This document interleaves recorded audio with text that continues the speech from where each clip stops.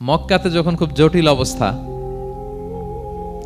দাওয়াতি কাজ চালিয়ে নেওয়াটা রাসূল সাল্লাল্লাহু আলাইহি ওয়াসাল্লামের জন্য কষ্ট হয়ে যাচ্ছে, নমুসলিম সাহাবাদের উপর অত্যাচার, তখন আল্লাহর হাবিব সাল্লাল্লাহু আলাইহি ওয়াসাল্লাম দেখলেন যে এই মক্কার দুজনের একজনকে আমার চাই।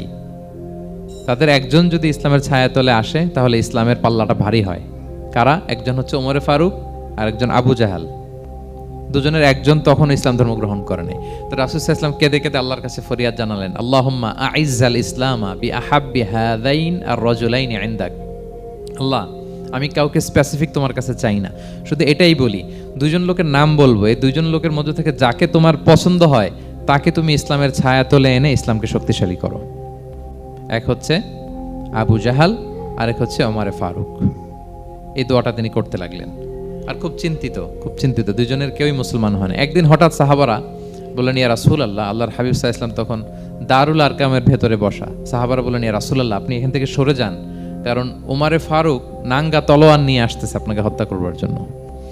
তো আল্লাহ রাসূল সাল্লাল্লাহু আলাইহি ওয়াসাল্লাম বললেন যে তোমরা সরে যাও, আমার মনে হচ্ছে ওই যে চোখের পানি ছেড়ে আমি দোয়া করেছি ওই দোয়া আজকে কবুল হতে শুরু করেছে, তোমরা সরো। ঠিকই ওমরে ফারুক রাদিয়াল্লাহু তাআলা আনহু আসলেন, এসে তিনি তলোয়ার রেখে দিয়ে বললেন, আশহাদু আল্লা ইলাহা ইল্লাল্লাহ ওয়া আশহাদু আন্না মুহাম্মাদান আবদুহু ওয়া রাসূলুহু। আমি সাক্ষ্য দিচ্ছি আল্লাহ ছাড়া কোনো ইলাহ নেই এবং আপনি আল্লাহর প্রেরিত বান্দা এবং রাসূল।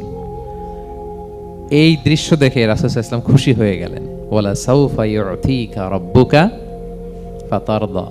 আল্লাহ বলেছিলেন যে নবী হে, আপনাকে এত দিব, আপনার রব আপনাকে এত নেয়ামত দিবে, আপনি শুধু খুশিই হবেন, সন্তুষ্ট হবেন আমার প্রতি। এদের রাসূল সাল্লাল্লাহু আলাইহি ওয়াসাল্লামের দোয়া কবুল করে আল্লাহ তাআলা ওমরে ফারুককে ইসলামের ছায়াতলে এনে ইসলামকে শক্তিশালী করলেন। ফাতারদা, রাসূল সাল্লাল্লাহু আলাইহি ওয়াসাল্লাম খুশি হয়ে গেলেন।